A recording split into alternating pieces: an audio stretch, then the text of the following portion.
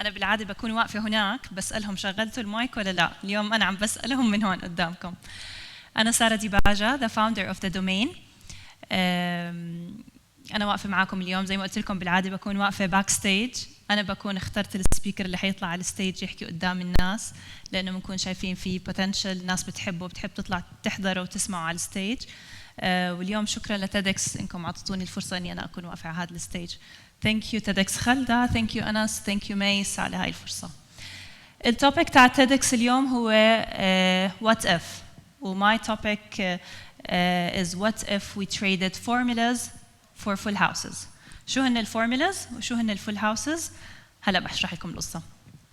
أنا درست صيدلة زي أي طالب توجيهي بالأردن بخلص بيطلع له معدل، بيطلع له قبول بالجامعة وبدرس صيدلة وأهله بيشجعوه لأنه حيطلع صيدلاني، حيطلع دكتور، حيطلع مهندس.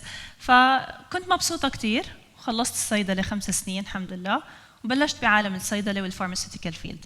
دخلت بعالم السيلز والماركتينج والفارماسيوتيكال اندستري.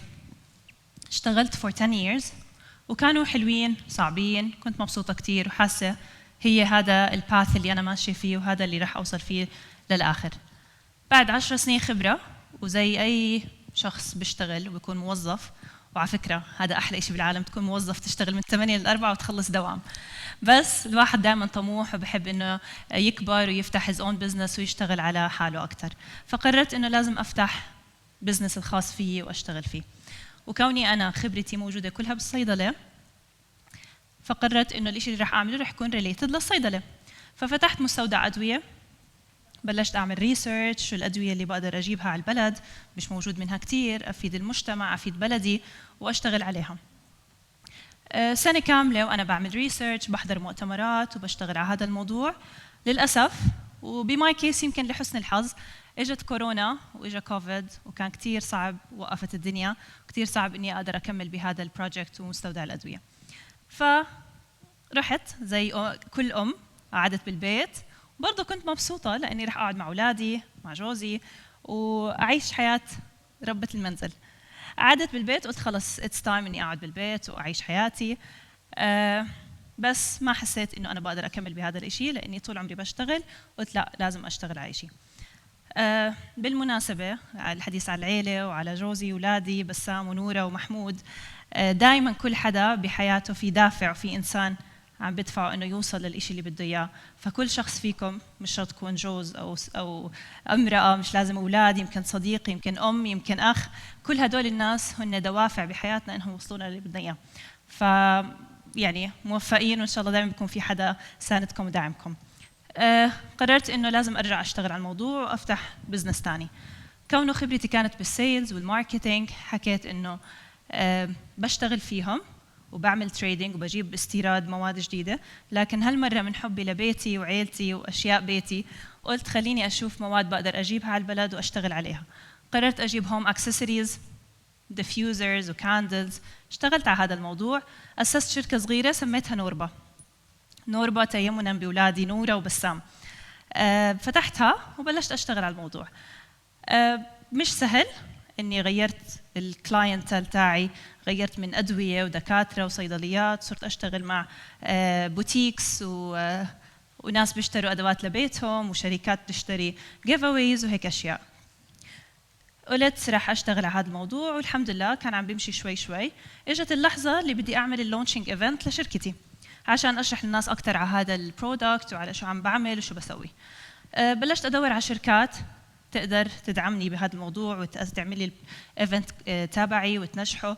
فبلشت ادور، كان عندي شويه صعوبات صراحه، ما قدرت الشركه اللي قدرت تدعمني كاملا بهذا الايفنت.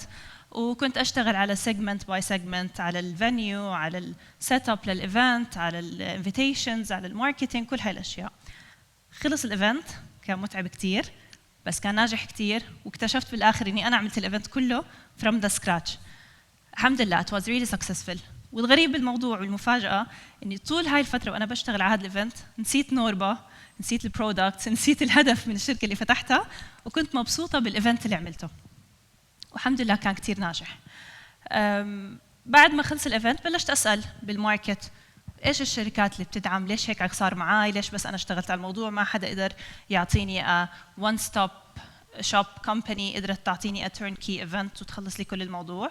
لقيت انه هذا الجاب موجود عندنا بعمان، اكثر من شركه شكت من هذا الموضوع ومش موجود هذا الشيء. فهون اجت الوات اف مومنت تبعتي، ذا بيج وات اف مومنت. وات اف اشتغلت بالشيء اللي حبيته، وات اف تركت الصيدله كلها وال10 سنين 11 سنه صيدله وتريدينج واستيراد ومواد وبرودكتس وبيع، واشتغل على الشيء اللي حبيته. وهون the domain was born. The domain هي an event and space management company. قررت انه ما في ولا شركه بالاردن هي بتضم الشغلتين مع بعض، space and event management. فاخذنا هذا المكان اللي احنا كلنا قاعدين فيه هلا اللي هو the domain theater، وحولناه من مسرح ميت، مسرح فاضي، لمسرح مليان ضحكات، بكوميدي شوز، مليان ديسكشنز، بإديوكيشنال AI discussions، لايف كوتشنج سيشنز اشتغلنا عليها على هذا المسرح. والحمد لله كان على طول وبعده مستمر، دائما بيكون فول هاوس ايفنتس فيه بنعملها وبننجح فيها. فهون بدي احكي لكم اياه، بعد 5 سنين صيدله و11 سنه تريدينج واستيراد وبرودكتس، طلع بالاخر انه مش هذا الشيء اللي كنت انا حنتهي حياتي فيه وحنهيها، ويمكن مش هذا اخر شيء رح اشتغله، يمكن ان شاء الله بعدين بعد 5 سنين اقول لكم انا عملت شيء ثاني ولا له دخل بالايفنت مانجمنت. فاللي بدي احكي لكم اياه اليوم، شو ما كنتوا عم تدرسوا، شو ما كنتوا عم تشتغلوا، شو ما كان الشيء اللي عم تعملوه، سواء بتحبوه او ما تحبوه، ما تندموا على شيء. انا ما ندمت على ولا دقيقه راحت بال11 سنه. كسبت من كل دقيقه، من كل درس تعلمته، من كل بروجكت، من كل شخص وكلاينت اشتغلت معه، انه فادني اليوم اكون هون. حتى لو كان totally different، صيدله وعلم واطباء ودكاتره وادويه، بس اليوم كل شيء استفدت منه ووظفته انه يفيدني بهذا البروجكت اللي انا فيه اليوم. فبدي احكي لكم اياه، دائما احلموا ودائما انبسطوا بالشيء اللي انتم فيه، حتى لو مش هو الشيء اللي بدكم اياه، بس استفيدوا منه، استغلوا كل دقيقه فيها، عشان الشيء اللي عم تعملوه هلا هو اللي حيفيدكم توصلوا للشيء اللي بدكم اياه بعدين. ودائما كل حدا حيكون عنده his own full house، ما بنعرف وين حيكون، يمكن مش event management company، بس full house بالشيء اللي رح تنتهوا فيه. شكرا كثير و good luck.